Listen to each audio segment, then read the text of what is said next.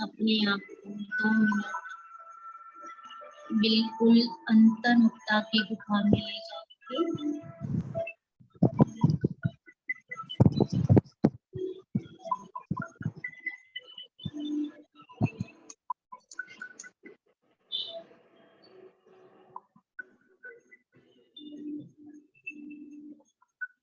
बिल्कुल एकाग्रचित मन और बुद्धि एक ही संकल्प में टिकेंगे।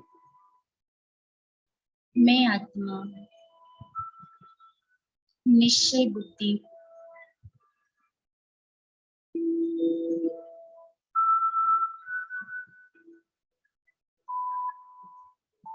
परम प्यारे शिव पिता की मैं अति लाडली समर्थ संतान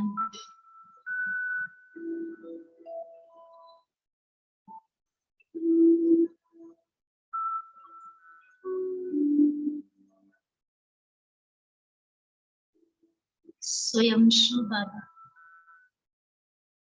सर्व शक्तियों के साथ मेरे पिता हैं।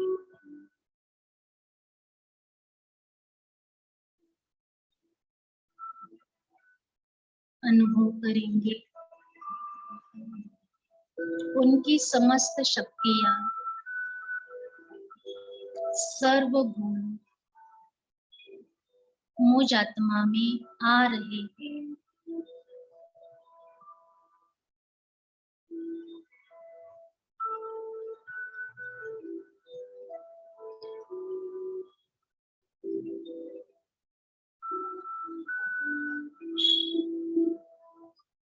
और मुझ आत्मा की शक्ति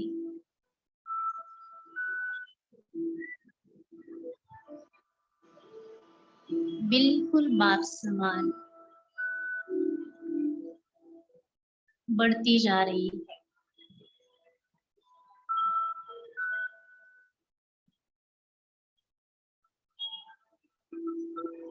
बहुत ही पावरफुल अपने आप को अनुभव करेंगे, फील करेंगे।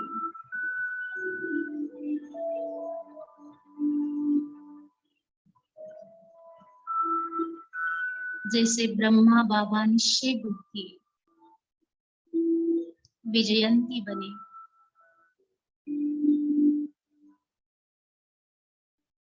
मैं आत्मा भी बिल्कुल समर्थ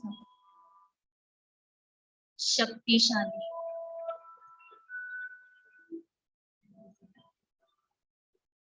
बाबा की हर निश्चय बुद्धि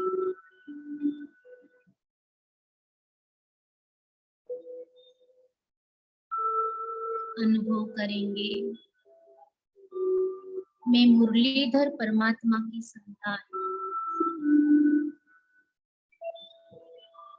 मास्टर मुरलीधर बन चुकी हूँ।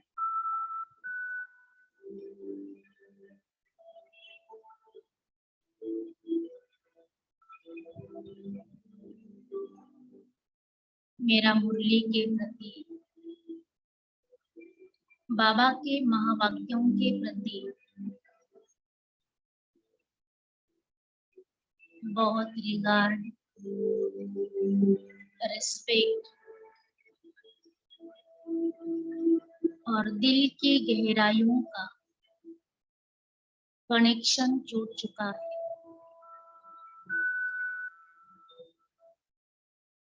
एक एक बाबा के महावाक्य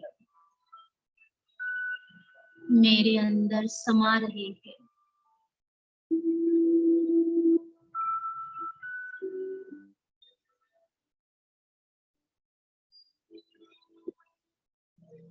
और मैं चैतन्य आत्मा,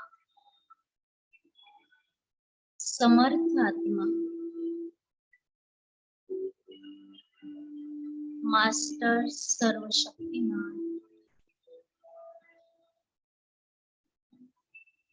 निश्चय बुद्धि, मास्टर मुरलीधर बच्चा बन चुका हूँ।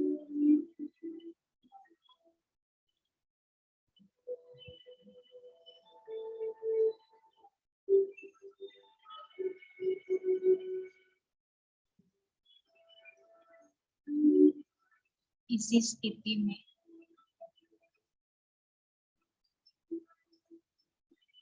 इसी सोमान में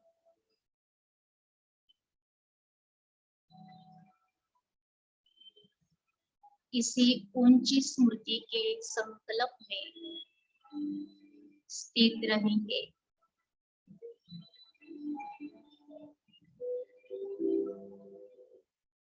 मैं आत्मा मास्टर मुरलीधर निश्चय बुद्धि आत्मा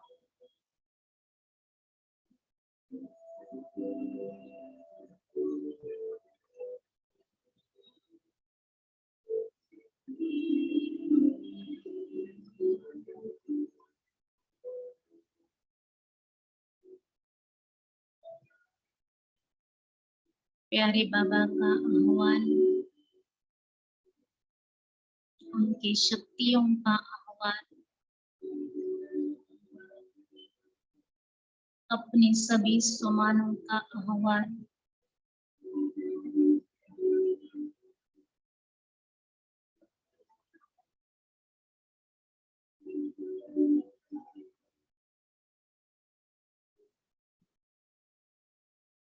जो आत्माएं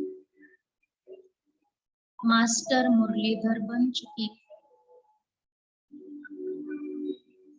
जिन्होंने अपने धारणाओं के बल से बाबा को प्रत्यक्ष किया है, सभी आत्माएं मुझे चैतन्य आत्मा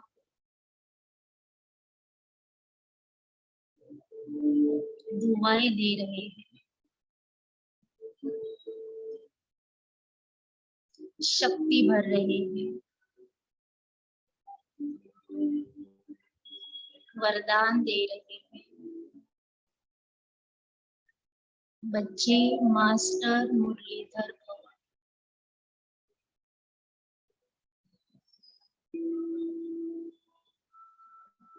समर्थ आत्मा, निश्चय बुद्धि आत्मा,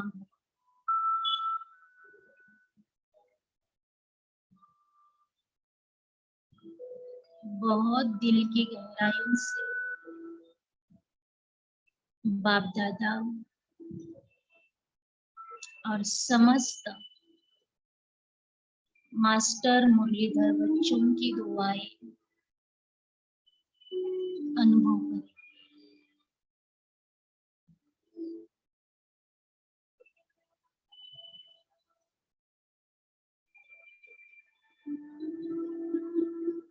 और संकल्प करेंगे, आज से, अभी से मैं हर एक महावाक्य का अपने जीवन के अंदर अनुभव करूंगा, उसे धारण करूंगा।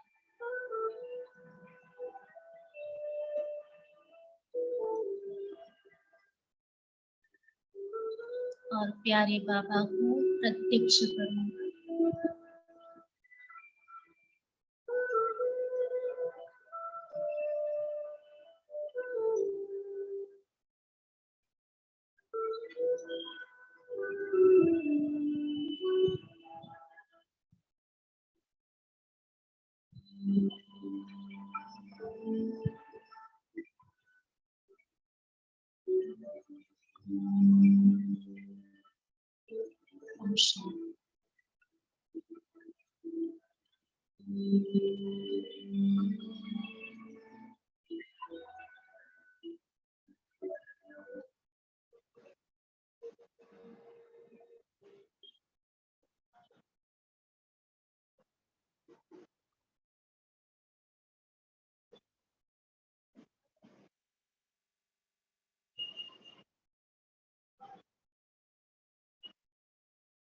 ओम शांति।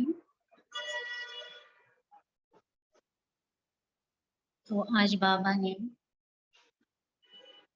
हम बच्चों को बहुत ही अच्छी और बहुत ही प्यार भरी पालना की जो बातें बताई है, अगर आज की मुरली का भी हम देखेंगे तो हम आत्मा कितनी श्रेष्ठ है और हमें क्या करना चाहिए, वो बाबा हमको बताते कि किस प्रकार से वैराग्य वृत्ति को धारण करें। मना आज तक हमने देखा भी है, सुना भी है कि जहाँ वैराग्य होता है वहां से हमें प्राप्तियों का या भाग्य का या संपूर्ण बनने का रास्ता चालू होता है, क्योंकि जहाँ वैराग्य है उसके बाद ही प्राप्तियों का भंडार खुलता है। अगर वैराग्य नहीं है तो भले कितनी भी अच्छी बात सामने आए उसको हम धारण नहीं कर सकते, प्राप्त नहीं कर सकते। तो कुछ ऐसी बातों का वैराग्य हमारे अंदर होना चाहिए। वो हम सब बच्चों को पता है कौन सी बातों का वैराग्य होना चाहिए। मगर आज का जो टॉपिक है कि मुरली धारण करने का आधार निश्चय बुद्धि। जैसे स्कूल में हम पढ़ते थे, सुनते थे, या हमने वो अभ्यास किया है एक बात का। वो कौन सी बात का? कि जैसे हम वर्तुल निकालते हैं या परिघ बनाते हैं तो उसके लिए केंद्र बिंदु की बहुत आवश्यकता होती है, और केंद्र बिंदु अगर है उसके साथ अगर हम वर्तुल निकालें तो अच्छा आता है, गोल आता है। अगर केंद्र बिंदु को छोड़कर हम कुछ भी बनाएंगे तो वो ठीक से नहीं आएगा, गोल भी नहीं आएगा, तो वर्तुल दूर की बात है। ऐसे हमारे ज्ञान का जो मेन फाउंडेशन है, मेन आधार जो है, वो है हमारी निश्चय बुद्धि। इसको हम ब्रह्मास्त्र भी कह सकते हैं। ज्ञान मार्ग में बाबा के बहुत सारे पॉइंट्स हैं। बाबा रोज रोज ज्ञान का भंडार हम बच्चों को देते। इतना भंडार है, इतना भंडार है कि उसकी कोई सीमा नहीं है। माना हम जितना चाहे उतना ले सकते हैं, इतना भंडार है। कितना ले वो हर एक के ऊपर है, मगर वो लेंगे तभी, धारण भी तभी करेंगे जब हमारे अंदर निश्चय बुद्धि होगी। ये ब्रह्मास्त्र का काम करता है। जैसे कोई शस्त्र काम नहीं आते हैं, दिखाते हैं कि ब्रह्मास्त्र काम आता है और उसके बाद उसकी विजय होती है। ऐसे ज्ञान के अंदर बहुत सारे पॉइंट्स है, मगर निश्चय बुद्धि ये इतना बड़ा बाबा का महावाक्य है, इतना बड़ा ज्ञान का पॉइंट है। बस इस पॉइंट को अगर हम अच्छी तरह से समझे, अच्छी तरह से, खाली निश्चय बुद्धि विजयंती ये बोलने के लिए महावाक्य नहीं है। निश्चय बुद्धि आखिर क्या होती है, निश्चय बुद्धि का अर्थ क्या है, निश्चय बुद्धि बनना मतलब क्या है, अगर इसको समझेंगे तो हम अच्छी तरह से बाबा को समझ पाएंगे, बाबा के महावाक्यों को समझ पाएंगे, खुद को समझ पाएंगे, यहाँ तक समय को समझ पाएंगे। और जब हम सबको समझ जाते हैं तब माना बाबा की हर एक बात हम धारण कर सकते हैं। कई बच्चों का ये प्रश्न आता है कि हमें मुरली धारण नहीं होती, या मुरली हमारी जैसे कि भूल जाती है। अभी हम सुनते हैं और सुनते हैं, बस उठते हैं, बाहर जाते हैं, मुरली मिस हो जाती है। जैसे कि माना पॉइंट सारे बुद्धि से चले जाते हैं। मुरली तो पढ़ी मगर जैसे कि ना पढ़े के बराबर हो जाता है। जैसे कोई अब्सेंट होता है, कहता है मेरी आज मुरली मिस हो गई, मुरली को नहीं आया। और कई कई बच्चे मुरली को आते हैं, मुरली सुनते भी है, मगर फिर कारोबार में लग जाते हैं, धंधा धोरी में लग जाते हैं, तो कभी कभी वो सारी बातें भूल जाती है। माना प्रेजेंट होते हुए भी अब्सेंट, ऐसी बात हो जाती है। वास्तव में हम बाबा के सामने जब प्रेजेंट रहेंगे, मन बुद्धि से प्रेजेंट रहेंगे, तब मुरली में भी प्रेजेंट रहेंगे।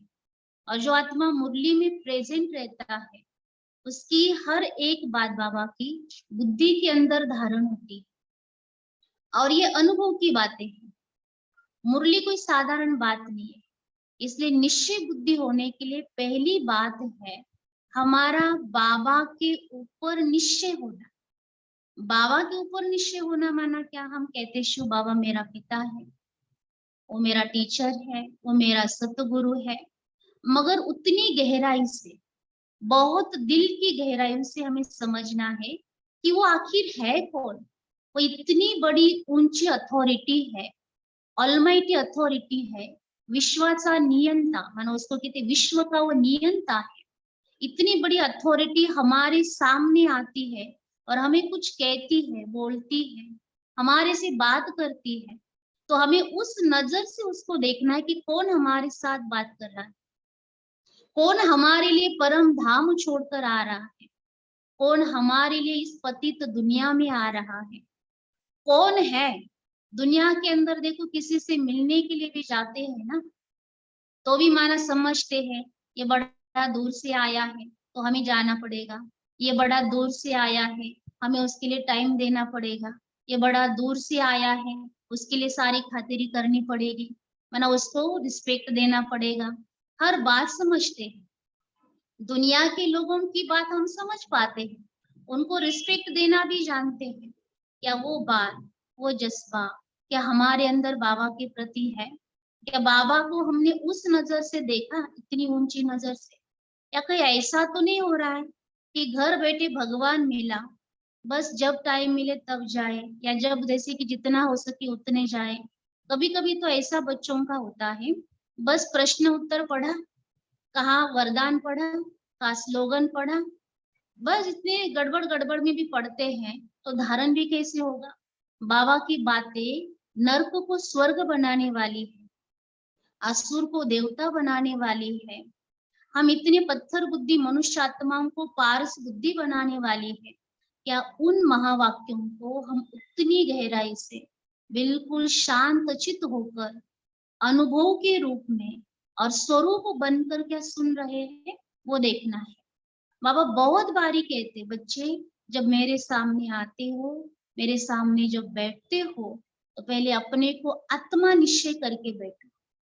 आत्मा निश्चय करके बैठो मतलब क्या है? हमारे आत्मा के अंदर जो गुण है, वो शक्तियां है, उस स्वरूप में बैठो। जो स्वधर्म है उस स्वरूप में बैठो। मैं आत्मा हूँ, ये खाली बोलने की बात नहीं है।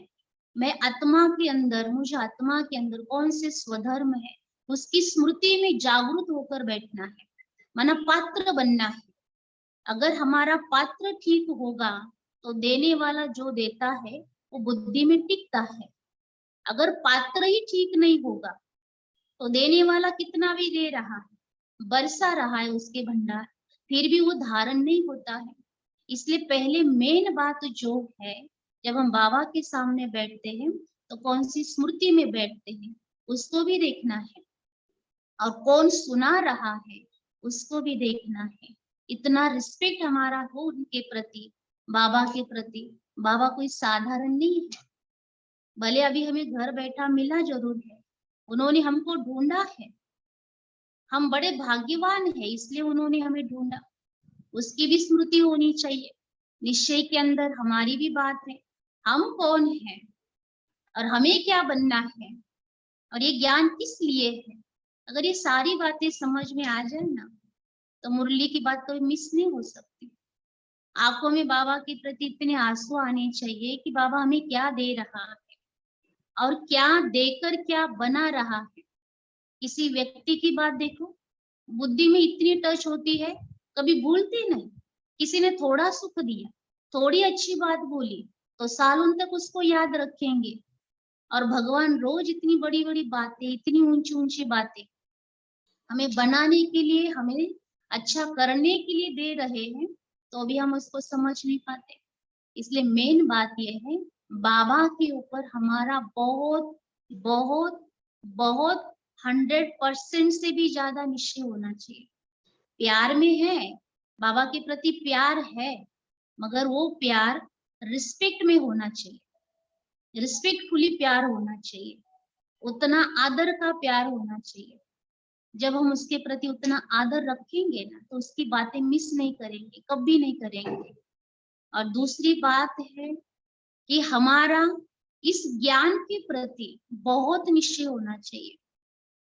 ये ज्ञान ऐसा है, दुनिया के अंदर कहा भी नहीं मिला, ना कोई दे सकता है। ना कभी कहा होगा। जो बाबा दे रहा है वो भी हमारे लिए दे रहा है, और यही वो समय है ज्ञान लेने का, धारण करने का। अगर ये समय चला जाएगा वो भी नहीं मिलेगा। तो इतना ऊंचा ज्ञान है, ये ज्ञान हमें क्या से क्या बनाने वाला है। तो इस ज्ञान की बड़ी वैल्यू होनी चाहिए। ये मुरली के एक एक पॉइंट जो है ना, ये कोई 1 रुपए का, माना 1 रुपए का, 2 रुपए का, 10 रुपए का पेज की मुरली नहीं है। एक एक वर्षन बाबा हमेशा कहते लाखों रुपयों का है। इसकी कीमत कहा भी कोई भी नहीं कर सकता। ये अनमोल रतन है, इसकी वैल्यू बहुत है। एक रतन अगर अच्छी तरह से धारण किया तो भी हमारा जीवन बहुत वैल्यूबल बन जाता है। तो इसकी कदर होनी चाहिए। मान लो किसी का 100 रुपया या 1000 रुपया, 1 लाख रुपया अगर कहा गुम हो जाए, उस बेचारे को नींद नहीं आएगी, वो सो नहीं पाएगा कि मेरा 1000 रुपये चला गया, गुम हो गया, पता नहीं कहाँ गया। माना वो ढूंढता रहेगा, बहुत तुमको पूछता रहेगा, हाँ पैसे देखेगा, पैसे देखेगा। माना उसको वो पैसों की इतनी वैल्यू है, 1000 रुपए की वैल्यू है, और यहाँ एक एक वर्ष लाखों रुपयों का है। अगर हमारी कहा एक दिन भी मुरली मिस होती है ना, हमारा करोड़ों का नुकसान होता है, करोड़ों का। सोचो, कोई करोड़ों का नुकसान करने वाला अगर कोई व्यक्ति है तो उसको क्या कहेंगे, इसने करोड़ों का नुकसान किया।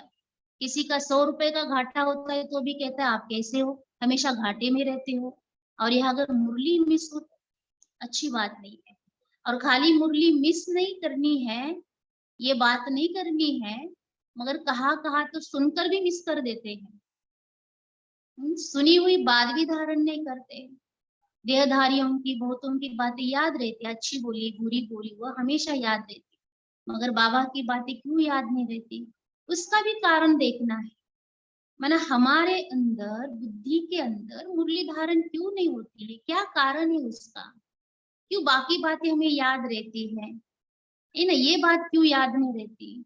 जैसे एक व्यक्ति ने, एक आत्मा ने दादी जानकी जी से पूछा, एक बात पूछी, दादी जी अटेंशन देना मतलब क्या है, कितना अटेंशन दे, कितना अटेंशन दे, क्या सदा अटेंशन हो सकता है, ये मुझे नामुमकिन है, हमेशा अटेंशन नहीं हो सकता।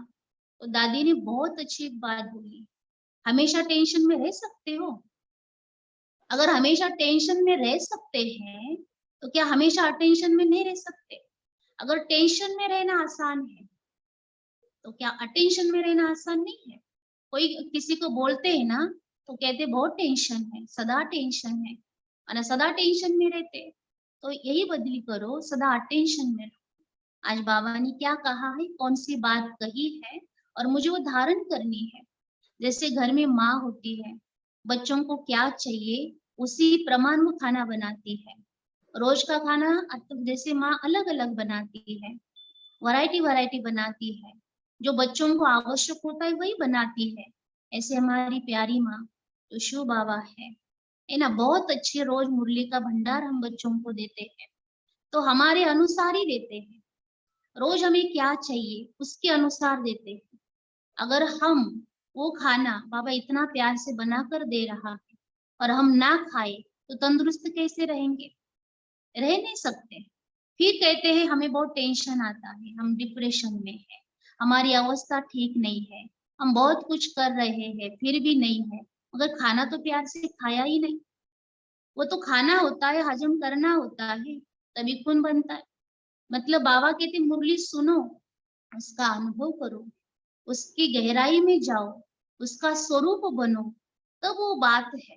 तब समझना है हमने मुरली को अच्छी तरह से सुना, अच्छी तरह से धारण किया, उसका स्वरूप बने, तब कुछ हम मना खुशी का अनुभव कर सकते हैं, शांति का अनुभव कर सकते हैं, अन्यथा हो नहीं सकता। इसलिए क्या करना है, पहले तो जो बाबा मुरली सुनाते हैं उसको बड़ी प्यार से सुनना है। इतने प्यार से सुनो, इतने प्यार से सुनो कि जैसे बाबा सिर्फ और सिर्फ मेरे लिए आ रहा है और मेरे लिए मुरली चल रही है।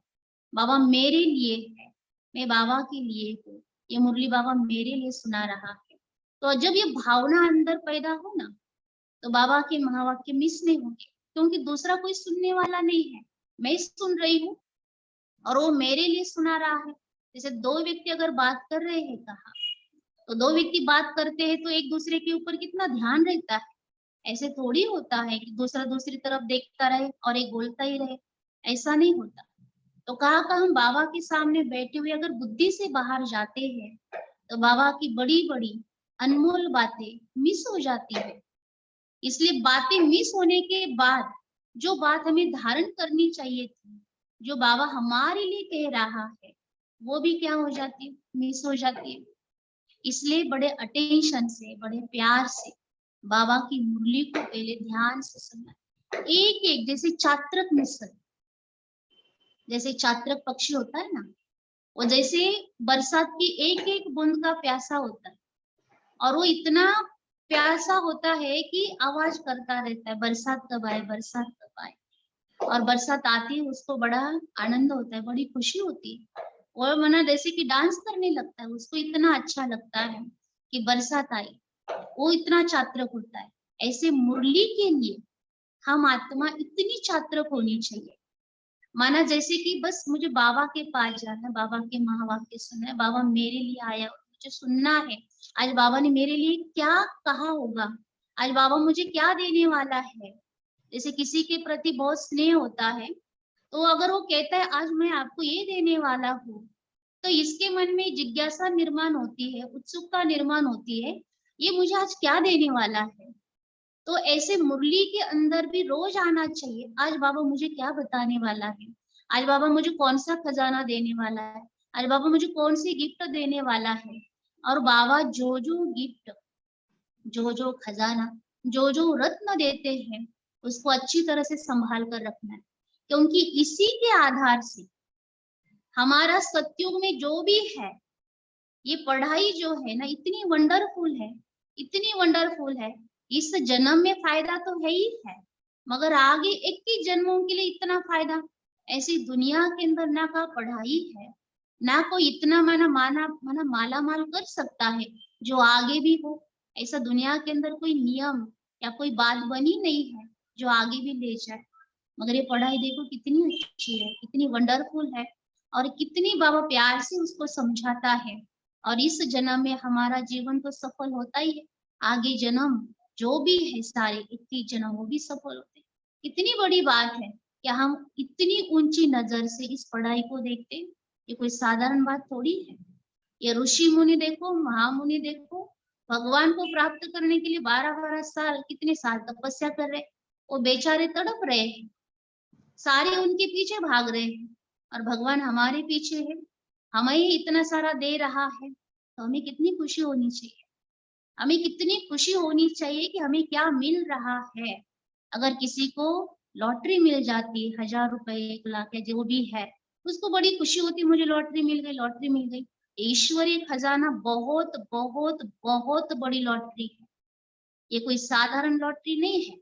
ये लॉटरी मिली है, खर्चा क्या करते हैं हम, कितना समय देते हैं, वास्तव में मिलता क्या है। इस जन्म में ये जो सारा कौड़ी जैसा जन्म जो पहले था, बाबा उसको हीरे जैसा बना रहा है, और हीरे जैसा बनने के लिए हीरों को धारण करना पड़ेगा, ज्ञान रत्नों को धारण करना पड़ेगा, ऐसे थोड़ी हीरे तुल्य जीवन बनेगा। तो ये भी बात ध्यान में रखनी, पढ़ाई को अच्छी तरह से बहुत प्यार से समझना है, अच्छी तरह समझेंगे तभी इसकी वैल्यू बढ़ेगी हमारे अंदर, और हम कभी भी बाबा की एक भी पॉइंट मिस नहीं करेंगे, और चात्रक बनकर एक एक महावाक्यों को दिल से धारण करेंगे और उसका स्वरूप बनेंगे। जब हम उसका स्वरूप बनेंगे ना, तब अतीन्द्रिय सुख महसूस होगा, और जब आत्मा को अतीन्द्रिय सुख महसूस होता है, तो फिर बाहर की जो आकर्षण है या जो भी बातें हैं या जो भी कहाँ से परिस्थिति आती है, उसमें हमारी बुद्धि ज्यादा नहीं जाएगी, क्योंकि परिस्थिति बातें बाहर की हो जाती है जब हमारी स्वस्थिति पावरफुल हो जाती है। तो मुरली को धारण करने से ही स्वस्थिति बनती है।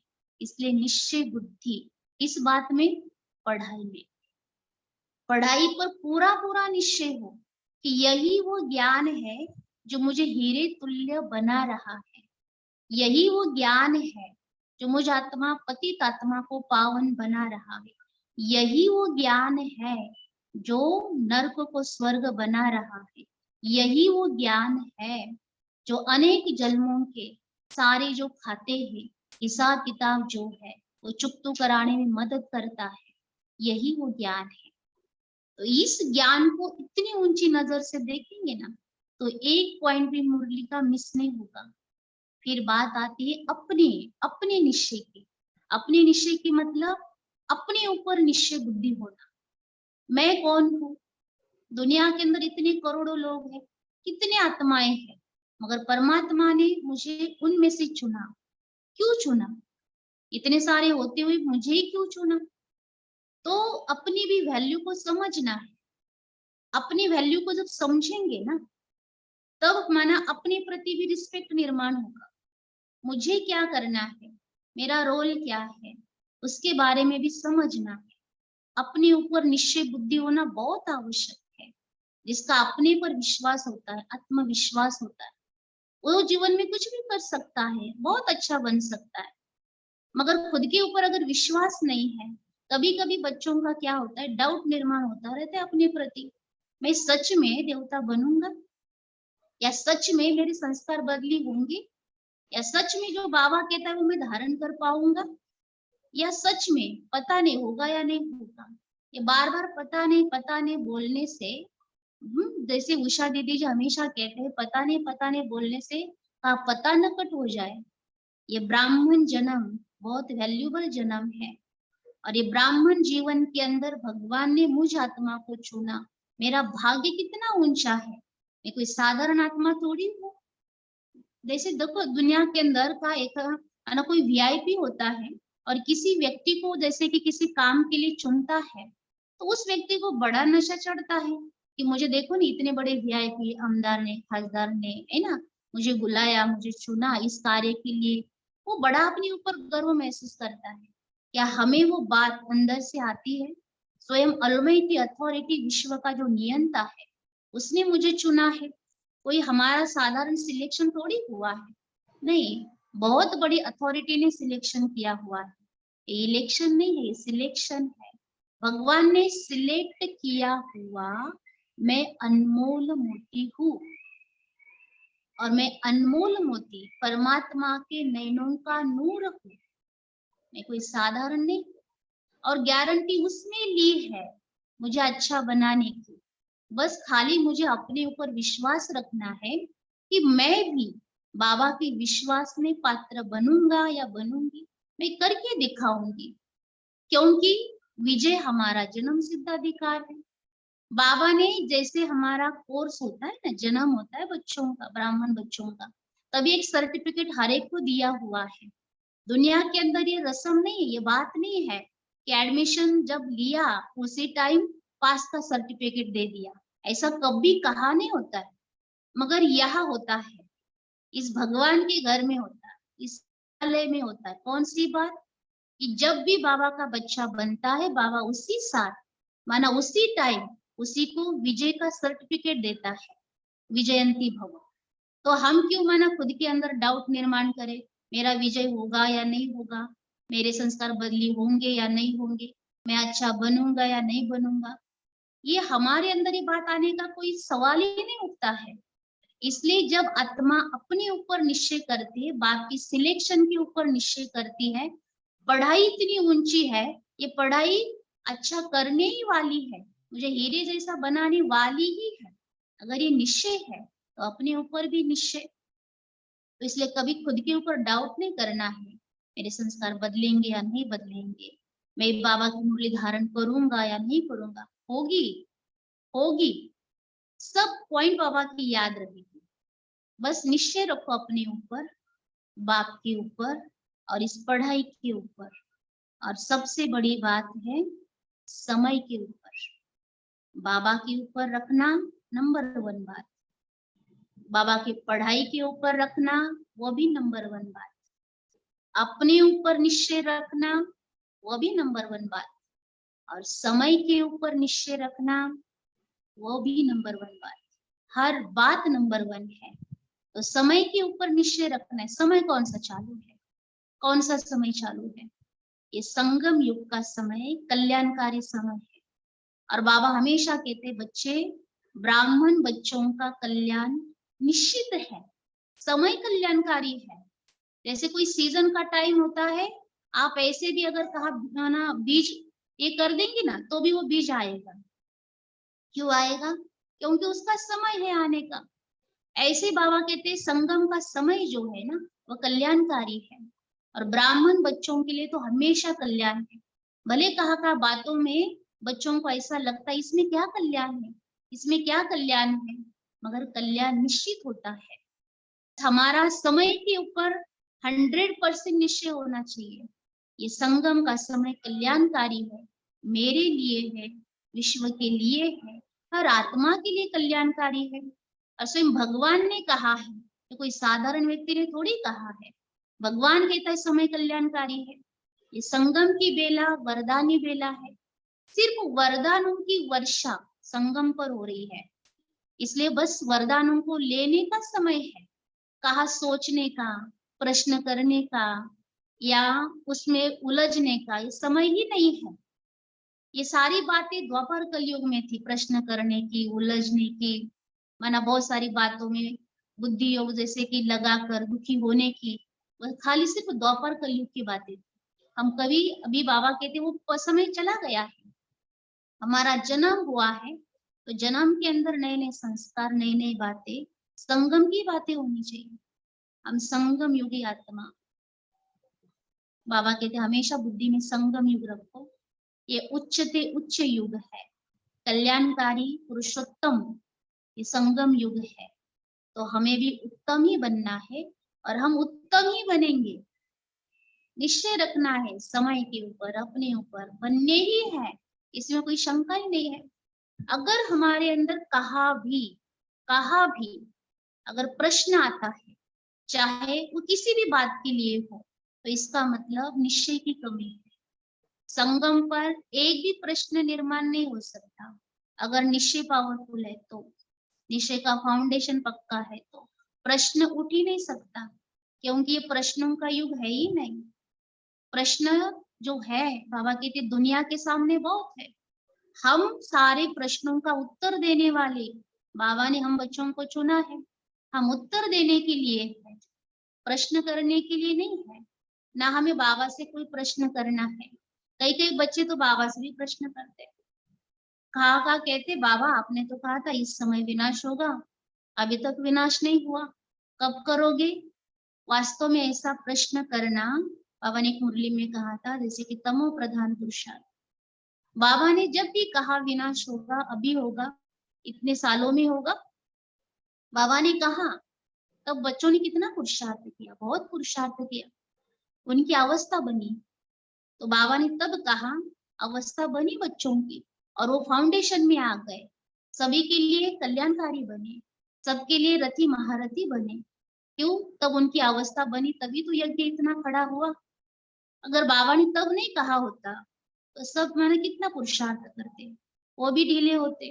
अगर बाबा ने कहा अगली दिवाली नहीं देखेंगे, तो इतना पुरुषार्थ किया, उन्होंने पुरुषार्थ किया, तब हम बच्चे यहाँ पर यज्ञ में है, क्योंकि वो फाउंडेशन में थे ना, पक्के थे। तो ऐसे बाबा जब भी जो भी महावाक्य उच्चारण करते हैं, जैसे कोई कहता है आज बाबा ने ये कहा, कल बाबा ने ये कहा, ऐसा बाबा नहीं। बाबा जिस दिन जो महावाक्य उच्चारण करता है उसमें कल्याण है, उसमें कल्याण है।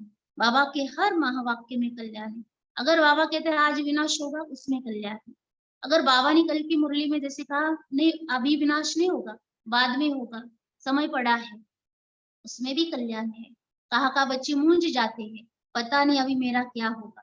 बाबा कहते बच्चे ज्यादा सोचो नहीं, लेट का बोर्ड लगा है तो लेट का नहीं लगा है। मतलब बाबा सबसे इतना प्यार करता है, इतना प्यार करता है। अभी बाबा के प्यार का क्या कहना, सबके ऊपर बाबा का बहुत प्यार है। कोई भी बच्चा ये नहीं कह सकता कि बाबा का मेरे से प्यार नहीं है, मगर बस हमें अंदर से देखना है, बाबा को समझना है। बाबा जो है, बाबा जैसा है, उसी रूप से बाबा को समझना है, उसी रूप से बाबा को देखना है, और बाबा की पढ़ाई के ऊपर उसी रूप से निश्चय रखना है। समय के ऊपर, अपने ऊपर कभी भी डाउट नहीं करना है, संशय बुद्धि नहीं बनना। कहा का बच्चे कहते मेरा इतना निश्चय है, इतना निश्चय 50%, 80%, 90%, तो 10% कहा गए। अगर कहा 10% भी निश्चय नहीं है और 90% निश्चय है मगर 10% नहीं है, तो माया 10% में ही आएगी।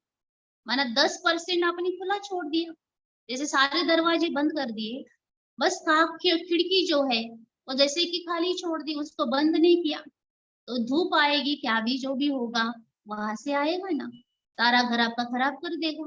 सब तो बंद कर दिया, एक नहीं बंद कर दिया। ऐसे 90% निश्चय है, बहुत निश्चय है, मगर थोड़ा निश्चय की अगर कमी है, थोड़ा भी कमी है, तो भी माया वहां से आती है और वहां से आकर सारा खाना खराब कर देती है। तो इसलिए निश्चय 100% होना चाहिए और संशय आने का तो कोई सवाल ही नहीं है। किसमें संशय रखेंगे हम, किसमें रखेंगे संशय? ऐसी कौन सी बात है जो संशय बनाने वाली है? क्या है संशय का इसके अंदर? कुछ भी नहीं है, कुछ भी संशय करने की बात नहीं है। तो 100% निश्चय बुद्धि होना चाहिए ना, माना पूरा बाबा के ऊपर निश्चय ही होना चाहिए। भगवान है, भगवान के ऊपर निश्चय नहीं होगा तो किसके ऊपर होगा? कहा देखो लोग किसी व्यक्ति के ऊपर निश्चय रखते तो भी उसके लिए जान देने के लिए कुर्बान हो जाते, वो जैसा कहता उसके मानने के लिए तैयार हो जाते। और भगवान कह रहा है ये साधारण थोड़ी है। तो 100% निश्चय होना चाहिए। निश्चय में परसेंटेज नहीं होनी चाहिए, बिल्कुल नहीं होनी चाहिए। 100% निश्चय होना चाहिए बाप के ऊपर। तो बाबा की मुरली का एक एक महावाक्य अंदर जाएगा, भूलेगा नहीं। अगर किसी व्यक्ति ने कुछ बोला तो जैसे भूलता नहीं है, तो वो तो कोई काम की बात होती ही नहीं है, फिर भी नहीं भूलते। और बाबा के महावाक्य धारण करने के लिए हमारी बुद्धि बहुत क्लीन और बहुत क्लियर चाहिए। अगर क्लीन नहीं होगी, बहुत सारा कचरा होगा, तो बाबा के महावाक्य कैसे उसमें रहेंगे? अब हमेशा कहते हैं कोई एक ही बात रह सकती है, या तो रहेगा समर्थ या तो रहेगा व्यर्थ। अगर हमें समर्थ बनना है तो समर्थ बनाने के लिए बस एक ही बात है, वह बाबा की मुरली। मुरली हमें समर्थ बना देती है, मुरली हमें शक्तिशाली बना देती है, मुरली हमें पावरफुल बना देती है। उसी में हमारा कल्याण है। और जिन बातों से हमारा कोई कल्याण नहीं, कोई ताल्लुक नहीं, जैसे दुनिया भूली हुई है, बाबा कहते मर चुके हो, पर से बाबा ने कहा जल चुके हो, मर चुके हो। तो जलना भी है, मरना भी है, तभी परिवर्तन है। मरना है बुराइयों से, जला देनी सारी बुराइयों, तभी तो परिवर्तन होगा। घड़ी घड़ी जिससे नुकसान होता है उसको ही याद करते रहेंगे भूत की तरह, तो क्या फायदा? इसलिए समर्थ बनना है, अपने पात्र को ठीक रखना है। जैसे देखो दूध भी लेते हैं ना, तो दूध के लिए अलग बर्तन होता है, दूध के लिए अलग बर्तन होता है, तभी दूध टिकता है। अगर दूध का बर्तन स्वच्छ नहीं होगा तो दूध नहीं टिकता है, फट जाएगा, टिकेगा ही नहीं। ऐसे भगवान के महावाक्य अगर बुद्धि में धारण करने हैं तो पवित्र सोने का बर्तन, समर्थ बर्तन उसको बनाना पड़ेगा। और वो तब बनेगा जब हमारा बुद्धि उसके साथ सदा लगा रहे, उसकी बात बुद्धि के अंदर सदा रहे, तब बाबा कहते हैं वो बातें भी धारण होगी। इसलिए व्यर्थ को भूलते जाएंगे ना, तो बाबा की मुरली याद रहेगी, 100% याद रहेगी, जरूर रहेगी, भूलेगी नहीं। बाबा के प्रति प्यार है तो मुरली नहीं भूलेगी। दूसरी बात जो है, अगर हम व्यर्थ से मुक्त रहेंगे तो मुरली के पॉइंट कभी नहीं भूलेंगे। तीसरी बात, जब मुरली की कदर होगी, इससे मुझे क्या फायदा होने वाला है, क्या प्राप्ति होने वाली है, अगर ये प्राप्ति की बात बुद्धि के अंदर मना रखेंगे तो मुरली की बातें कभी नहीं भूलेगी। और चौथी बात जो है, ये मुरली जो मेन है वो मेरे लिए श्वास है, श्वास होना चाहिए। जैसे कहा किसी का ऑक्सीजन ना मिले ना, जैसे मर जाता है, ऐसे अगर मुरली ना हो तो ब्राह्मण लाइफ का कोई वैल्यू नहीं है। मुरली श्वास है हमारा, जीवन है हमारा। बाबा कहते बच्चे तुम्हारे लिए खाना है, खाना तो है मगर ये श्वास है। है ना। ये बहुत बड़ा, अगर मुरली ना पड़े ना, इसे बेचैनी होनी चाहिए। कहा तो ऐसे बच्चों का होता है, मुरली ना पड़े तो भी मजे से खाते हैं, पीते हैं, आराम से रहते हैं, और फिर हँसी मज़ाक में बोलते हैं, हाँ, मना हम ठीक है। अच्छा मुरली पड़ी? नहीं आज समय नहीं मिला। अच्छा समय नहीं मिला तो ठीक, किस बात में ठीक हो फिर? अगर भगवान के महावाक्य नहीं सुने, उसकी मुरली नहीं पड़ी और बड़े आराम से बोल रहे मैं ठीक हूँ, ये हो ही नहीं सकता, ठीक नहीं हो। इसका भी एक कर्मों की गुह्य गति बन जाती है, इतनी बड़ी, जो भगवान की बातों का इंसल्ट करता है, उसको अल्पकाल की खुशी रहेगी, मगर सदा काल की नहीं रहती है ना। फिर कहाँ न कहाँ कोई बात ऐसी आ जाती है, फिर वो बात टेंशन निर्माण करती है। फिर बाबा कहता है, बच्चे आओ, तो फिर मुरली सुनता है, तो उसको रियलाइज़ होता है कि बाबा ने ये बात मुरली में कही। आज मेरी मुरली मिस हो गई, इसे मुझे इस बात का सामना करना पड़ा। इसलिए हम तो कारोबार, बाबा ने कभी मना थोड़ी किया है हर बात के लिए। कारोबार करो, सब कुछ करो, मगर बिना मुरली के कभी नहीं रहना। रोज़ मुरली पढ़नी है, और सिर्फ पढ़नी नहीं है, उसको 2-3 बार रिपीट करनी। अभी आप बोलेंगे उसको कैसे रिपीट करेंगे? इतना समय थोड़ी होता है।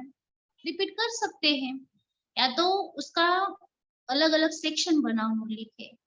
नोटबुक में बनाओ या ऐसे बुद्धि में बनाओ। आज बाबा ने मेरे लिए ज्ञान के लिए कौन-सी बात बताई? आज बाबा ने योग के लिए कौन-सी बात बताई? आज बाबा ने मधुबन के बारे में क्या-क्या बताया? या आज बाबा ने परम धाम के बारे में क्या-क्या बताया? आज बाबा ने सेवा के बारे में क्या-क्या बताया? तो अगर ऐसे हम मुरली को पढ़ेंगे या बुद्धि में रखेंगे, ज्ञान के लिए बात थी आज, योग के लिए ऐसी बात थी, इतना घंटा योग करना है ना, निरंतर करना है, योग के लिए बात थी, या सेवा के लिए बात थी कि मनसा सेवा करो, वाचा सेवा करो, या कर्मणा के लिए बात थी कि दैवी गुण धारण करो, आदि आदि, है ना। ऐसी ऐसी बातें हमें बुद्धि को थोड़ा सा ये करना है कि बस याद करते रहना है।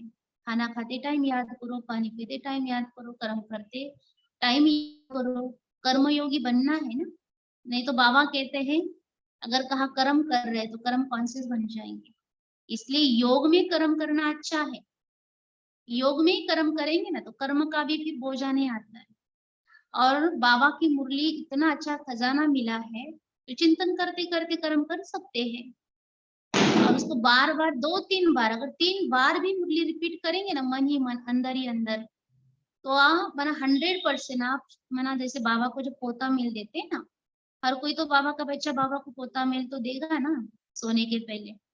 तब वो सारी बातें बाबा को फिर से बताएं, बाबा आज आपने ये कहा था, आज आपने ये कहा था। और फिर सोते टाइम भी महावाक्य पढ़ो, वरदान पढ़ो, स्लोगन पढ़ो, और फिर सोना है। और सारी बातें बाबा को बताकर सोना है। फिर अमृत वेला करना है। अमृत वेला जब करते हैं तब मुरली अच्छी तरह धारण होती है। अगर हमें देखना है, अगर मुरली धारण नहीं होती है तो कौन कौन से श्रीमत जो है उसका हमसे उल्लंघन होता है। अमृत वेला मिस तो नहीं होती। अमृत वेला मिस करके फिर मुरली सुनता है तो कैसे धारण होगी? अमृत वेला करना ये मेन फाउंडेशन है हमारा। मुरली धारण करने के लिए अमृत वेला करना। बाबा अमृत वेले वरदानों की बरसात करता है, आत्मा को क्लीन करता है, बहुत शक्ति भरता है, और सारी दिन की दिनचर्या के लिए शक्ति भरता है। तो मुरली धारण करने के लिए भी तो शक्ति भरेगा ना। इसलिए अमृत वेदना आवश्यक है।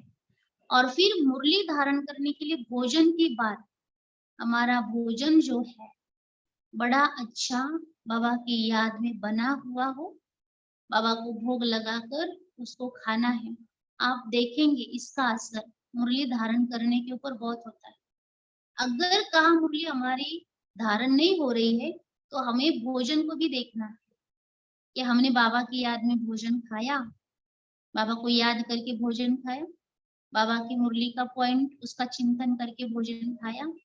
अगर नहीं खाया, दूसरी बातों में बुद्धि में जैसे कि रख कर भोजन खाया, तो फिर ये मुरली धारण नहीं होती, ये भोजन धारण नहीं होता।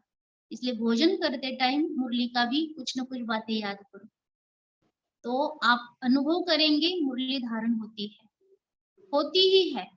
2-3 बातें, अमृत वेला पक्की हो, बाबा की याद में भोजन खाना है, तीसरी बात, सोने के पहले बाबा को सारी बातें बतानी है और सोने के पहले फिर मुरली पढ़नी है। चाहे महावाक्य पढ़ो, वरदान पढ़ो, आपको जितना समय उस अनुसार आप देखेंगे मुरली धारण होती है। इन सब बातों के ऊपर निश्चय होना चाहिए। जो भी हम कर रहे हैं, हमारे कर्मों के ऊपर निश्चय होना चाहिए। दिनचर्या के ऊपर जो हमारी है उसके ऊपर भी हमारा निश्चय होना चाहिए। ऐसी दिनचर्या रखेंगे तो हमारा फायदा है ना। बाबा ने जो दिनचर्या दी है, जो मनचर्या दी है, जो दिनचर्या दी है, उसमें भी निश्चय होना चाहिए।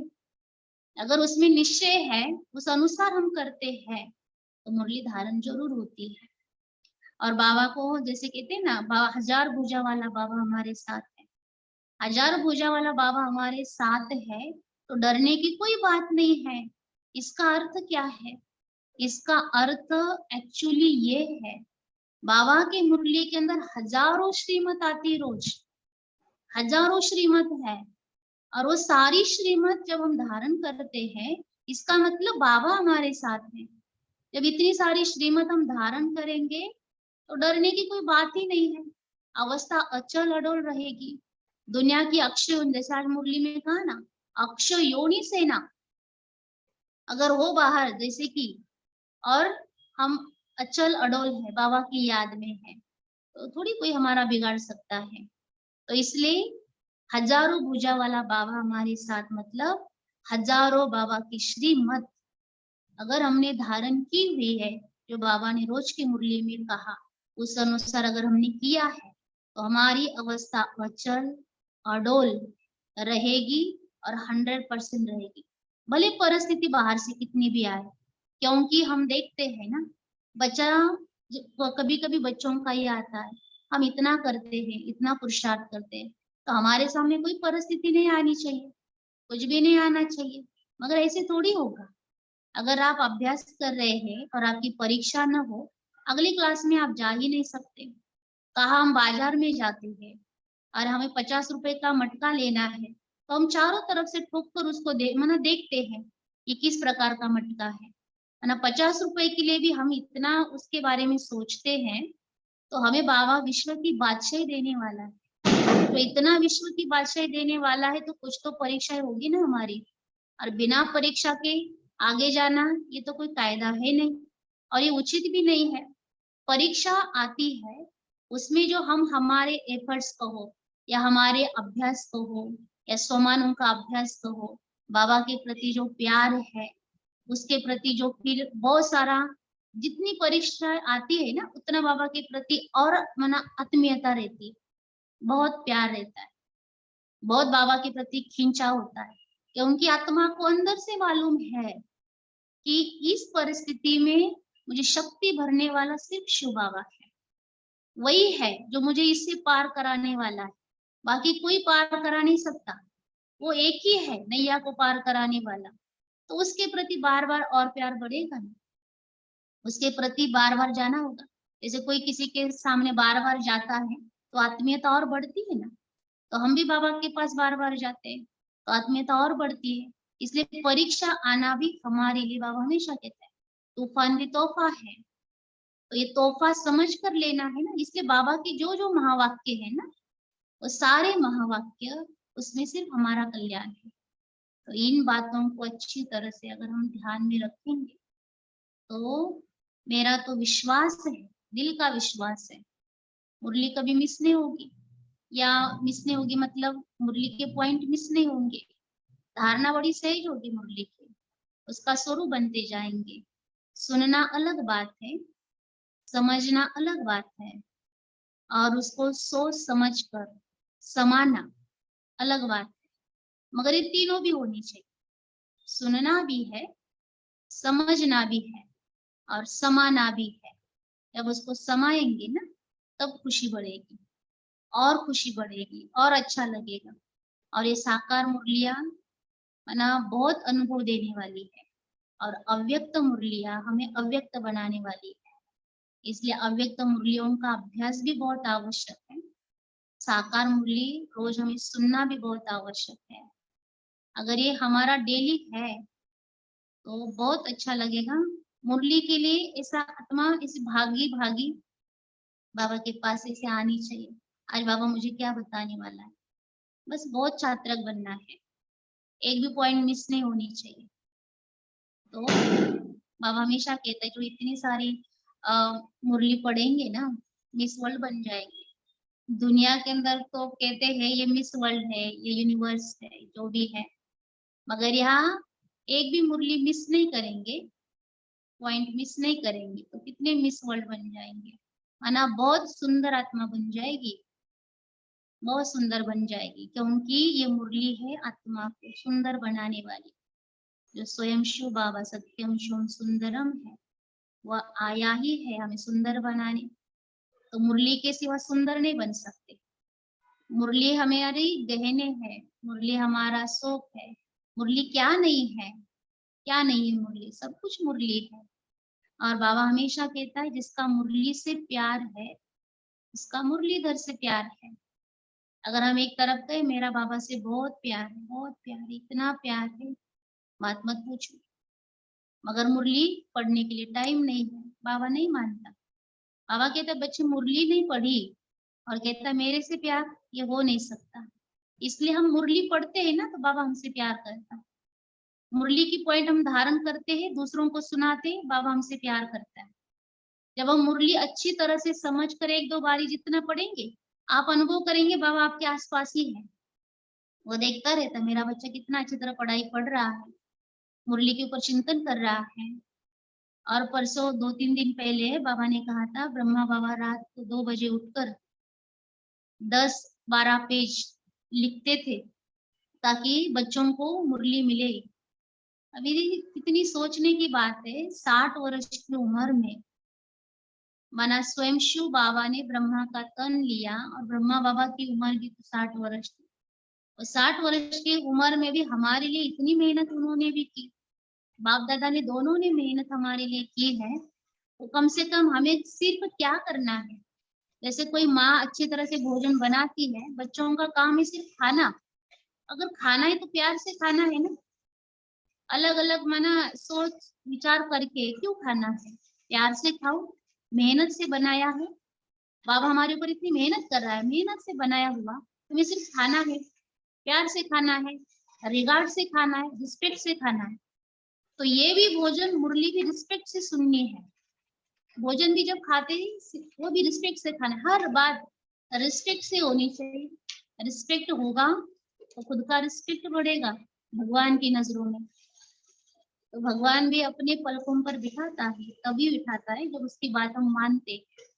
इसलिए बड़ा आज्ञाकारी वफादार आत्मा तब बनेगी जब वो मुरली को धारण करेगी, क्योंकि भगवान का भी मुरली से बड़ा प्यार है, ब्रह्मा बाबा का भी प्यार है ना। तो हम बच्चों का भी होना चाहिए। तो हम बच्चों को भी अच्छी तरह से निश्चय बुद्धि बन करके मुरली को धारण करना है, निश्चय बुद्धि बनना है। जो 4 बातें बताई उसके ऊपर ध्यान से, बड़े गौर से, दिल की गहराइयों से माना समझना है उसको कि किस प्रकार से हमें निश्चय बुद्धि होना है। तो निश्चय बुद्धि बनेंगे, मुरली धारण करेंगे, होगी जरूर, 100% होगी, और तभी हमारा विजय होगा। ये विजय की निशानी है निश्चय बुद्धि बनना। फाउंडेशन पक्का है तो बिल्डिंग कितनी भी मंजिल बना सकते हो, मगर फाउंडेशन पक्का नहीं है तो बाकी बातों का कोई मतलब ही नहीं रहता। ये निश्चय बुद्धि ये फाउंडेशन है, हमारे ब्राह्मण लाइफ का फाउंडेशन निश्चय बुद्धि है। निश्चय बुद्धि वाला कहा भी भटकेगा नहीं मन बुद्धि से। निश्चय बुद्धि वाले की कभी हार नहीं हो सकती। हार नहीं हो सकती मतलब परिस्थिति आएगी, बातें आएगी, हार नहीं हो सकती मतलब वो अंदर से कभी टूटेगा नहीं। ऐसा कोई नहीं है जो उसको हरा सकता है। अगर निश्चय की कमी होगी तो फिर उसका विजय होना मुश्किल है, ये बात हमेशा याद रखना। इसलिए निश्चय बुद्धि अगर है तो दुनिया के अंदर आत्मा कहाँ भी हो, कहाँ भी जाए, कहाँ भी रहे, उसको मना वो अचल अडोल रहेगी, उसकी हिम्मत बढ़ेगी, उसका साहस बढ़ेगा, क्योंकि वो भगवान के बच्चे हैं, भगवान मेरे साथ है, उसका ज्ञान उसके साथ है, उसका विश्वास उसके साथ है। तो इन बातों के ऊपर ध्यान देना है, बस निश्चय बुद्धि होकर रहना है। अच्छा, ओम शांति।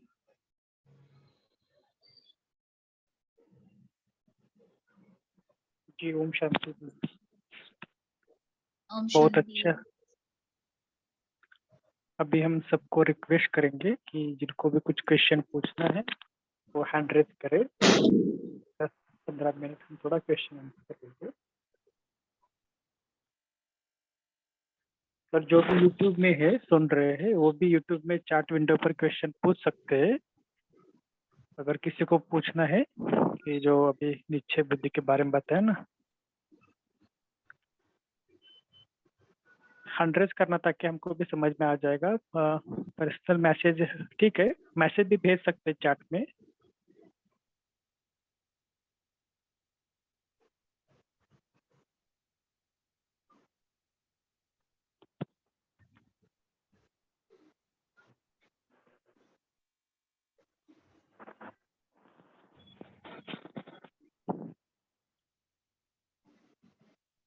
सब बाबा के बच्चे हैं, कोई प्रश्न नहीं है।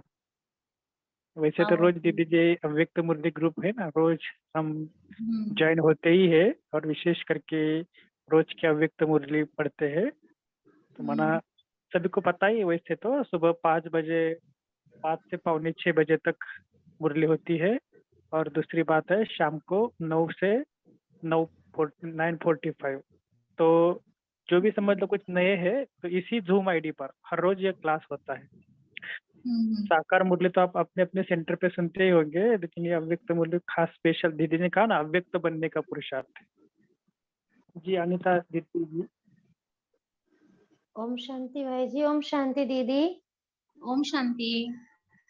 दीदी मेरा वैसे छोटा सा ही क्वेश्चन है, क्योंकि हम अभी कोरोना में जो गांव में शिफ्ट हो गए तो हम डेली साकार मुरली सेंटर पे नहीं सुन पाते, क्योंकि यहाँ से 8-9 किलोमीटर पड़ता है। हाँ जी। तो हम तो बृहस्पति में संडे में ही जा पाते हैं। तो ऐसे में फिर हमें क्या करना चाहिए? यूट्यूब पे तो सुन तो लेते हैं, लेकिन जो क्लास में बैठ के मजा है सुनने का वो इतना घर पे नहीं होता। बराबर। उसमें जैसा आप कह रहे ना, भूल जाते हैं, चलते फिरते हम्म, सुनो तो उसमें से कुछ पॉइंट निकल जाते हैं बुद्धि में से, इतना मतलब वो नहीं हो पाता। तो ऐसे में फिर हमें मतलब इसके लिए थोड़ा सा सॉल्यूशन दे सकेंगे? हाँ, इसके लिए एक बात है, जैसे आपने कहा आप YouTube पर सुनते हैं मगर फिर हाँ भी जी। इतना मजा नहीं आता है, धारण नहीं होता, जो भी बात है। तो अब क्या करना चाहिए, अगर वहाँ आप हो और आजू बाजू वाले अगर कोई है, थोड़े बहुत मना हाँ आत्माएं हैं, उनको भी बाबा की क्या करना है, फोर्स कराओ। आजू बाजू वालों को आप कराओ जी या दीदी। आप। हाँ। दीदी कराने की जो हमने कोशिश भी की, 2-4 को मतलब बोलते भी रहते हैं कि आज सुनो कितना अच्छा है, ज्ञान है, गीता का ज्ञान है, लेकिन मतलब कोई सुनने को तैयार नहीं, कहते अपना ज्ञान अपने पास रखो, हम्म। हमें ओम नहीं। शांति का ज्ञान नहीं सुनाओ। अच्छा, कोई बात नहीं। ऐसा हाँ जी। हाँ जी। समझना है कि जैसे मोबाइल जी। मोबाइल में आती है ना मुरली, हाँ जी। हाँ जो जी। मना पढ़ने की मुरली आती है ना, जी। तो एक काम करना है, रोज बिल्कुल तैयार होके अच्छी तरह से मना बैठ जी। कर चेयर पर बैठकर बहुत नहीं ध्यान से बाबा ऐसे की। तो, हाँ जी दीदी, वैसे तो मैंने बाबा का पहले सुनिए दीदी का, फिर आप बताएं, क्योंकि ये सभी का क्वेश्चन हो सकता है, कोई होगा ना। तो ठीक है वो बहन भी जी आप मना कर सकते, बैठ कर बाबा का अच्छी तरह एक आधा गीत लगाओ, फिर जो मुरली है मोबाइल में आती है वो अच्छी तरह पढ़ो, या आपके वहां अगर प्रबंध हो सकता है, मुरली अगर मिलती होगी, या तो आप इसका भी ये करके मन अच्छी तरह से पढ़ सकते हैं। जैसे ऐसा समझो कि बाबा आपको पढ़ा रहा है, सुना रहा है, आप भले सुन रहे हैं या पढ़ रहे हैं, मगर ऐसा अनुभव करना है कि बाबा मुझे पढ़ा रहा है, मैं अकेली नहीं हूँ, मैं अकेली नहीं हूँ, मेरे साथ जैसे कि बहुत बैठे हुए हैं। और जो जो लोग आपको जैसे कि कहते हैं कि मुझे ओम शांति का ज्ञान नहीं सुनना है, आप ऐसा इमर्ज करो वो भी आकर सुन रहे हैं। तो आप ऐसा करेंगे ना तो उनके प्रति वाइब्रेशन भी अच्छे जाएंगे, और आप स्वयं भी अच्छी तरह से मुरली का अभ्यास करेंगे। और मुरली के जो पॉइंट्स है, जैसे मान लो सेंटर पर जाते हैं तो जैसे कि महावाक्य, प्रश्न उत्तर, वरदान हम नोटबुक में नोट करते हैं, ऐसे घर में भी अगर हम मुरली पढ़ रहे हैं तो हमें जरूर नोटबुक में सारी बातें नोट करनी है। महावाक्य, वरदान, प्रश्न उत्तर, एक उसके लिए नोटबुक बनाओ, तो जरूर उसकी भी बातें धारण होगी और मजा आएगा, उसका भी मजा आएगा। सोमानों का अभ्यास करेंगे। ऐसा समझना है हमारा घर ही सेंटर है। एक तो सेंटर पर जाना अच्छा है, रोज जाए तो बहुत अच्छा। अगर कहा दूर है, 2 दिन जाते हैं, वो भी अच्छा है। तो घर का ही अंदर ऐसा समझो सेंटर ही है, तो बिल्कुल उसी रूप से रहना है। जैसे सेंटर पर जाते हैं, उसी रूप से घर में भी रह सकते हैं, रह सकते हैं, कर सकते हैं। जी, लेकिन ये सबके लिए नहीं है राय। दीदी जी ने जो राय बताई ना, जो बहुत ही जिनकी दूर है, हालत नहीं है, बहुत दूर हाँ है दूर है, उनके लिए। इनके लिए नजदीक जो केवल ये सेंटर है ना, सेंटर पर ही जाना है, घर में नहीं, सेंटर पर जाना है। घर का बहुत दूर है, जा नहीं पाते हैं, तो उनके लिए ये बात है। कविता बहन जी, आप बोला, आपने हैंड रेज किया ना। ओम शांति दीदी। ओम शांति। दीदी आपने बहुत ही अच्छे पॉइंट्स बताए। जो 1000 भुजाओं का बताया वो बहुत ही सुंदर था पॉइंट, कि हजारों श्रीमत मेरे साथ है तो जैसे कि बाबा ही मेरे साथ है। ये बहुत ही अच्छी पॉइंट आपने समझाई। दीदी आपने एक बात बोली ना कि अमृत वेला अगर हम पावरफुल नहीं करते हैं या अमृत वेला मिस कर लेते हैं तो मुरली जो है वो धारण नहीं होती है। तो हमें अमृत वेला जो है वो पावरफुल करें, उसके लिए क्या विशेष अटेंशन रखना है? और मेरा दूसरा प्रश्न ये भी था कि सपोज अमृत वेले आपको नींद आ रही है, आप चलते चलते मुरली सुन रहे हैं, सुनना नहीं मगर पढ़ना। अगर हम मुरली को पढ़े वो टाइम पे तो वो योग में काउंट होगा क्या? वो एक बात है, अमृत वेला पहले जो बात है पक्का करने के लिए, हमारा पहला जो दिन होता है ना, अमृत वेले का पहला दिन, वो पूरा हमारा एक्यूरेट बाबा की दिनचर्या के अनुसार अगर हो, है ना, पहले दिन भी हमने मुरली पढ़ी है, भोजन की बात हमेशा याद रखना है, वो बहुत बड़ी बात है। उसको लाइट नहीं लेना है, साधारण नहीं समझना भोजन के ऊपर। बाबा की याद में भोजन खाना बहुत आवश्यक है। और रात को सोने के पहले बाबा को सारा पोता मिल, क्या हमने सही किया, क्या हमसे गलत हुआ, या जो भी बात है अच्छी बुरी, क्या सेवा की या नहीं की, सब बातें बाबा को बतानी है। बिल्कुल खाली होकर सो जाना है। और सोने के पहले कुछ पढ़ना जरूर है, या तो आप उस दिन की मुरली पढ़िए या तो कोई भी बाबा की बात पढ़िए, मगर पढ़ना जरूर है। पढ़कर अगर सोएंगे ना, तो और बाबा को बताना है, बाबा ऐसे ऐसे, जैसे आपको जिस टाइम उठना है उस टाइम बाबा को बता दो। 4 बजे उठना है तो भी बाबा को बताओ, बाबा मुझे इस टाइम आप उठा दो। और बाबा इस प्रकार से उठाएगा, आपको नींद ही नहीं आएगी। फिर अमृत वेले के म्हणजे अंदर जो कभी कभी लगता है ना नींद आ रही है, आएगी ही नहीं, क्योंकि बाबा ने इस प्रकार से उठाया है, आपकी नींद अच्छी हो गई। जब अच्छी नींद हो जाती है, माइंड फ्रेश हो जाता है, तो अमृत वेले नींद नहीं आती है। मगर हम कहा भी बाबा को पोता मिल नहीं देते हैं, अगला दिन अच्छा नहीं रखते हैं, तो फिर अमृत वेले दूसरे दिन हमें नींद आती है। और रात का जो भोजन है, अगर ठीक ठाक ले, ज्यादा भी ना ले, तो ज्यादा मतलब अच्छी तरह से जो खाना है वो खा सकते हैं। मगर फिर भी समय देखकर, अगर 12 बजे आपने जैसे खाना खा लिया, 1 बजे खा लिया, तो फिर अमृत वेले के ऊपर असर होगा। कम से कम 9 बजे तक अगर हम भोजन करें, तो हमारी सुबह की भी अमृत वेला बहुत अच्छी होती है। और हम मुरली जो है, मुरली पढ़ना हो या मुरली सुनना हो, बिल्कुल एक्यूरेट स्टूडेंट की तरह अगर हम सुनेंगे तब अच्छी धारण होगी। चलते चलते आज मैंने जैसे कोरोना काल में क्या हुआ था कि बहुत सारे लोग काम कर भी रहे घर में, मुरली लगाकर जैसे कि सुन रहे हैं, कोई पॉइंट मिस भी होती है और बस ऐसे ही सुना सुन रहे हैं, ऐसा नहीं होना चाहिए। बाबा के प्रति इतना रिस्पेक्ट हो, आप सारे काम छोड़कर मुरली सुनना चाहिए, चाहे घर में सुनो या सेंटर पर, बहुत रिस्पेक्ट से सुनना चाहिए। बाद में आप काम कर सकते हैं। एक एक पॉइंट बड़ी वैल्यूबल है। हम काम करते करते सुनते हैं, ऐसे ही सुनते हैं, तो जरूर पॉइंट मिस होगी 100%। आप कहाँ गैस पर दूध रखा है, मुरली सुन रहे हैं, अगर वो उबल रहा है दूध, आप गए उसको बंद करने, तो मुरली की पॉइंट मिस हो गई। इसलिए मुरली के लिए स्पेशली टाइम होना चाहिए, देना ही है।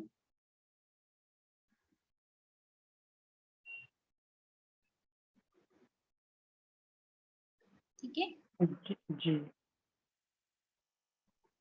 नेक्स्ट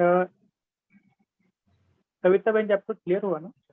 दीदी एक्चुअली मेरा जो दूसरा प्रश्न है वो ये था कि अमृत वेले सपोज जैसे नींद आ रही है सपोज, तो हाँ, वो हाँ। टाइम पे अगर हम मुरली माने चलते चलते हम मुरली पढ़े थोड़ा एक्टिव होने के लिए, तो वो क्या हाँ, योग में हाँ, काउंट जरूर होगा क्या? जरूर। हाँ, नहीं, जरूर। आप जैसे कि मान लो अमृत वेले आपको नींद आ रही है ना, तो आप मुरली की कोई भी मानो मुरली पढ़ सकते हैं, जरूर पढ़ सकते हैं। बाबा की बात पढ़ रहे हैं ना, तो पढ़ सकते हैं। और जब आपकी जैसे कि नींद, जैसे कि आपको अभी जैसे फ्रेश हो गए मुरली पढ़कर, तो फिर आप बाबा से बात करिए। अभी मुरली के अंदर बाबा ने बात की, आप फिर बाबा से बात करिए। वो भी अमृत वेले का ही एक हिस्सा है। जी, दीपा अग्रवाल बहन जी। और चलते चलते भी पढ़ सकते, कोई बात नहीं। अमृत वेले तो बाबा कहता है हाथ पांव मुंह धोकर अगर नींद आ रही तो पानी मारो, या पैदल करो, या फ्रेश हवा में घूमो, या छत पर जाओ। बस बुद्धि में ये होना चाहिए, मुझे जो भी कार्य हम कर रहे हैं बाबा की याद में करना है उस टाइम। और स्पेशली बाबा की याद हो, ऐसे नहीं कि हाँ मुरली एक बात है, वो भी अच्छी बात है, कोई बात माना उसमें ये नहीं, मगर ऐसे नहीं दूसरा कोई हम कारोबार कर रहे हैं और कह रहे हम बाबा की याद में है। वो तो बहुत इमरजेंसी की बात अगर हो तब हम वो करें। ये तो बहुत शांति से पूरा दिन तो हमारे कारोबार आदि आदि रहता है, इसलिए 1 घंटा जो है ना अमृत वेला, बस उसके लिए देना है। जी, तारा बहन जी बोले, तो उसके बाद दीपा बहन जी। ओम शांति दीदी। आप हाँ बोलिए जी, दीपा बहन। शांति। दीदी हमारा मन योग में क्यों नहीं लगता है इतना? मन योग में नहीं लगता, बाकी बातों में या बाकी लोगों के साथ लगता है? नहीं दीदी, किसी के साथ नहीं लगता? नहीं अच्छा, घर वालों के साथ लगता है या नहीं लगता है मन? दीदी, इतना मतलब मैं योग में बैठती हूँ तो मुझे कुछ भी महसूस नहीं होता। वही तो बात है ना। वो पूरा मैंने ये पूछा, घर वालों के साथ आपका मन लगता है, उनके साथ बात करने में मन लगता है? हाँ लगता है ना। क्यों लगता है उनके साथ? क्योंकि उनके प्रति आप उनके साथ संबंध रखते हैं कि ये मेरे को जो भी है उनके साथ प्यार से बात करते हैं ना, तब हाँ उनके साथ बात करने में आपका मन लगता है। ऐसे बाबा के साथ किसी संबंध से बाबा को याद करो, बाबा को सहेली मानो, दोस्त मानो, अपना अच्छा भाई मानो, और ऐसे रूप से उसको याद करो, उनके साथ बातें करो, बस बातें करते रहो। बात करना भी योग है। आपकी ठीक है। जो भी बात है बाबा के साथ शेयर करते रहो, बस शेयर करना सीखो बाबा के साथ। कोई भी बात है बाबा को बोलना सीखो, बाबा के बारे में माना जो भी है ना, बाबा को अच्छा है क्या है वो सब बताते रहो, तो ये भी योग है। ओम शांति दीदी, थैंक यू। ओम शांति। जी, तारा दीदी जी। ओम शांति दीदी। तो मेरा एक प्रश्न है कि जैसे रात के सोते समय हम मुरली पढ़ते हैं ना, तो मेरा एक क्वेश्चन है कि जैसे समय 10 से 2 बजे का समय ठीक नहीं रहता है रात को, तो उस समय हमारा जो हम पढ़ते हैं 10 बजे के बाद भी हो जाता है। तो आप उसके बारे में कुछ बताएँगे कि उसके बाद हम पढ़ते हैं तो क्या वो ठीक रहेगा कि नहीं? बिकॉज़ हमारा समय 10 बजे के बाद भी हो जाता है और हम मुरली पढ़कर सोते हैं। अगर मान लो आपका कारोबार ऐसा है, एक तो बात बाबा हमेशा कहता है जल्दी सोना जल्दी उठना, मगर आपके किसी कारणवश अगर 10 बजते हैं उसके बाद अगर आप मुरली पढ़ते हैं या सुनते हैं, तो वो समय आपने खराब समय को अच्छा समय बना दिया। भले समय दुनिया के हिसाब से वो खराब है, मगर आपने उस समय में भी बाबा की मुरली पढ़ी, तो आपने उस समय को क्या बना दिया? अच्छा बना दिया ना, आपके मार्क्स जमा हो गए। तो कोई समय खराब समय की बात नहीं है, आपने अच्छी तरह से मुरली पढ़ी, समय को अच्छा बना दिया। बाबा तो आपको एक्स्ट्रा मदद देगा। और बाबा हमेशा कहते हैं बच्चे रात को जाग कर भी अभ्यास करो, कहता है ना। तो भले 10 से 2 बजे तक का टाइम है, ये रेस्ट का टाइम है, दुनिया के हिसाब से ठीक टाइम नहीं है। और किसी कारणवश अगर कोई बातें हैं, बाद में हमें पढ़ना पड़ता है, तो कोई हर्जा नहीं। अगर हमारे अंदर ये बात चलती रहती है 10 बजे के बाद ठीक टाइम नहीं है, तो 10 बजे के पहले जितना हो सके वो करना अच्छा है। मगर टाइम नहीं है तो 10 बजे के बाद मुरली पढ़ी सुनी तो भी अच्छा है, कोई हर्जा नहीं। थैंक यू दीदी। जी, लास्ट का क्वेश्चन भी लेते जो चैट विंडो में। मुरली सुनने टाइम नींद आती है, सुलोचना दीदी ने कहा है, तो क्या करना चाहिए? ठीक से नहीं आया। मुरली सुनते समय नींद आती है। हाँ, मुरली सुनते समय नींद आती है। इसके बारे में एक गहरी बात जो है बाबा ने एक बार ही कही थी या क्लास में सुनी थी कि हमें इस जन्म के बारे में सब पता है। हिसाब किताब हो, कर्म का हो, बोझा हो, जो भी सब पता है। हमें पहले जन्मों के बारे में इतना पता नहीं है। कभी कभी वो भी बातें उस रूप को माया अलग रूप धारण करके हमें अच्छा लेने नहीं देती है, वो भी एक बात हो जाती है।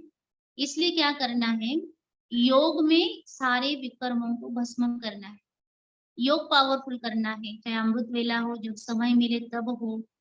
जब हम ये करेंगे, विकर्म जब हमारे भस्म होंगे, तो मुरली के टाइम जो माया हमें बाधा डालती है या जो आती है वो नहीं आएगी, क्योंकि माया जो है हमें अच्छा लेने नहीं देती है ना। मुरली तो बड़ा खजाना है, उसको भी पता ये इतना खजाना लेगा तो फिर ये क्या से क्या बन जाएगा। इसलिए जो विकर्म है जो हमें पता नहीं है वो बाधा डालते हैं, इसलिए पहले योग से उसको भस्म करो, ये बात है। दूसरी बात क्या है, हमारा भोजन किस प्रकार से है। कभी कभी क्या है, हम भोजन जो है बहुत अगर होता है तो भी मुरली अगर मान लो बहुत सुबह है तो उसको अगर ठीक से रात में भोजन को ठीक ठाक हजम नहीं हुआ है, बहुत रात में लेट सोए हैं, लेट भोजन किया है, उसका भी असर रहता है। किसी किसी की किसी कारणवश काम काज के वश नींद पूरी नहीं होती है, तो मना मुरली में उसको नींद आती है। इसलिए नींद भी प्रॉपर होना आवश्यक है, अच्छी तरह से नींद भी होनी चाहिए। ज्यादा सोना नहीं है, निद्राजित नहीं बना, निद्राजित भी बनना है। मगर बाबा कहते कभी कभी ये नींद भी आधा योग है, इसलिए अच्छी तरह से नींद भी करनी है, तब मुरली योग हमारा अच्छा होगा। तो ये भी बात है। और ज्यादा गिल्टी फील नहीं करना है। मुरली में नींद आती है तो उठना है, थोड़ा अगर हम क्लास में पानी वगैरह हो तो पानी पीना है। तो 1-2 बार ऐसा करेंगे, अटेंशन देंगे, तो जरूर उससे बाहर निकलेंगे, उस संस्कार से या उस बात से।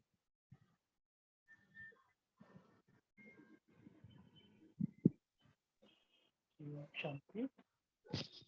अभी समय भी काफी हो गया, तो सबको बहुत थैंक्स कि सबने बहुत ठीक तरह से सुन रहे हैं।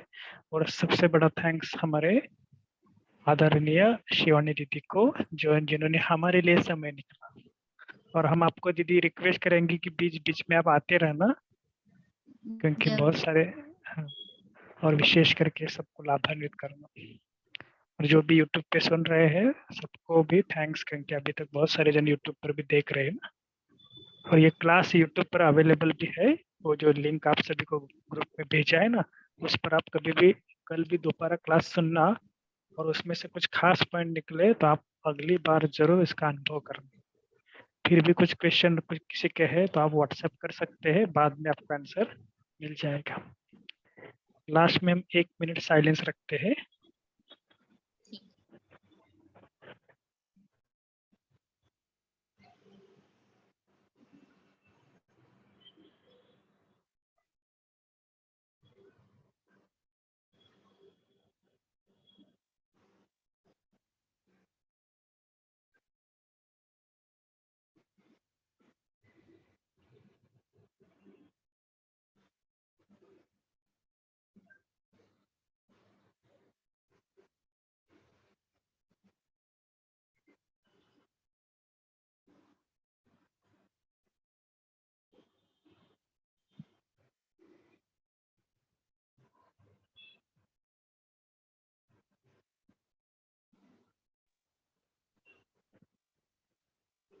तो देखना दीदी जी, चैट विंडो पे बहुत सारे मैसेज आ रहे हैं, तो सभी अपना माइक अनम्यूट करके बोल सकते हैं दीदी को थैंक शांति यू। सभी को बहुत बहुत थैंक यू। थैंक्स।